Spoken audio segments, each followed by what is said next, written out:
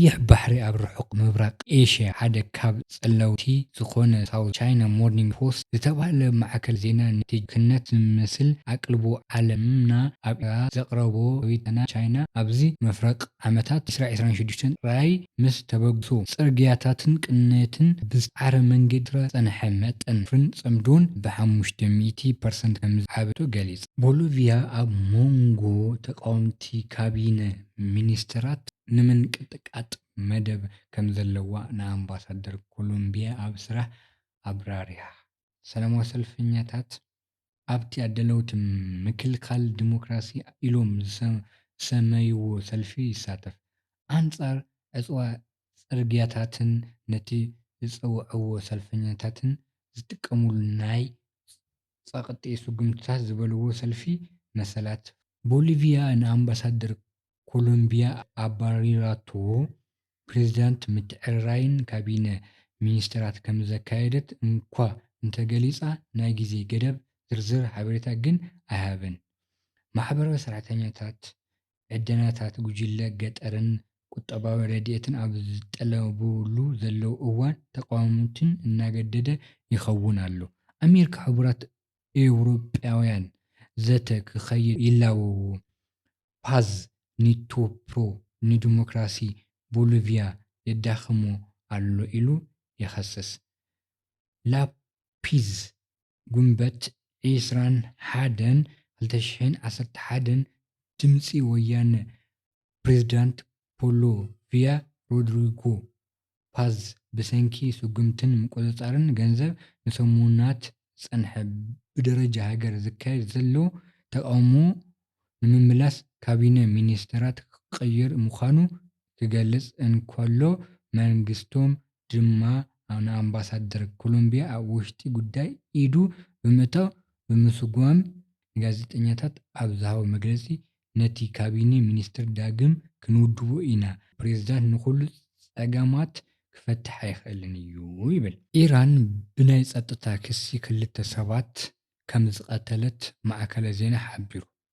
ዱባይ 21 ጉንበት 2012 ኤፍቢሲ ኢራን ንጸጥታ እቲ ሃገር ንምዝራግ ጉጅለ ብምፍጣርን ኣብ ሓደ ሽበራዊ ትካል ኣባልነት ኣለኒ ብዝብል ክሲ ክልተ ሰባት ከም ዝቐተለት ማዕከለ ዜና ታስኒም እቲ ሃገር ትማሊ ረቡዕ ዘጊቡ። ሜክሲኮ ንፕረዚደንትን ከምኡ'ውን ካልኦት 5 ኣብ ምርመራ ብልሽውና ኣሲራ።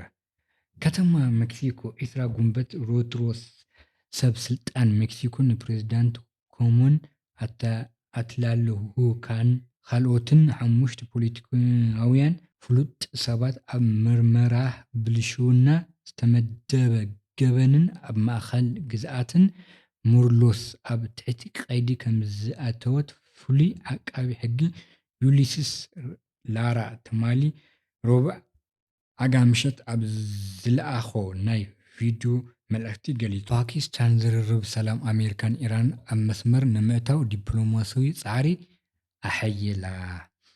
ፓኪስታን ትማሊ ሐሙስ ንዝርርብ ሰላም ኣሜሪካን ኢራንን ንምቅልጣፍ ዲሞክራስያውያን ጻዕርታት ኣሐይላታ።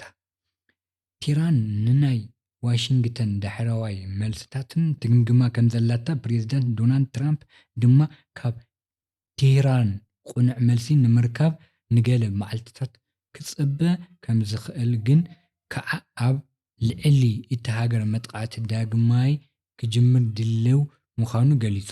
ስውር ተኹሲ ደው ብምባል ካብ ዝጅምር 6 ሰሙን ድሕሪ ምጽናዕ ነቲ ኩነታት ንምቁራጽን ዝግበር ዝርርብ ብዙሕ ምዕባለታት ክርከብ እንከሎ ምውሳኽ ዋጋ ነዳዲ ድማ ብዛዕባ ዝቐባብን ኣብ ዓለማዊ ቁጠባ ዘህስቦን ድልዋትን ስኽፈትን ፈጢሩ። ሩስያ ዘለንስኪ ግጭት ዩክሬን ከጋድድ ከም ዝደሊ ገሊጸ። ፕረዚደንት ዩክሬን ቮሎዲሚር ዘለንስኪ ቀዳማይ ሚኒስትር ዩክሬን ዩልያ ስቨርዳንኩን ሚኒስትር ውሽጣዊ ጉዳያት ዩክሬንን ኢሆሮ ክለሜንኮን ሩስያ ኣብ ልዕሊ ዩክሬን ኣብ ዘካየደቶ መጥቃዕቲ ኣብ እዋን መጥቃዕቲ ሚሳኤላትን ሰብ ኣልቦ ነፈርትን ሩስያ ኣብ ዝተሃሰየሉ ቦታ ኣብ ኪዮቭ ዩክሬን ኣብዚ 15 ጉንበት ሞስኮ 21 ጉንበት 2011 ድምፂ ወያነ ወሃቢ ቃል ሚኒስትር ጉዳይ ወፃኢ ሩስያ ማርያ ዛካሮቫ ትማሊ ሐሙስ ኣብ ዝሃበቶ ስሩዕ መብራህርሂ ፕረዚደንት ዩክሬን ቮሎዲሚር ዘለንስኪ ኣብ መንጎ እዘን ክልተ ሃገራት ዘሎ ግጭት ንምዕባይ ይስዕብ ከምዘሎ ገሊጹ። ሮይተርስ ኢራን ብፍሬምንግ ዝበሃል ዜና ብዛዕባ እዋናዊ ምዕባለታትን ትንተናታትን ኩናት ኢራን ሓበሬታ ይህበኩም። ኣብ ሓደ ኣገልጋሊ መበል 65 ዝተፈለየ መካናይዝድ ብርጌድ ዕጡቕ ሓይልታት ዩክሬን ኣብ ጎደና እንተጓዓዙ ኣብ መንጎ መጥቃዕቲ ሩስያ ኣብ ልዕሊ ዩክሬን ኣብ ጥቓ ግንባር ከተማ ኦርኪቭ ኣብ ዞባ ዛፓራዚዝያ ዩክሬን ጉንበት 2026 ኣካይዱ።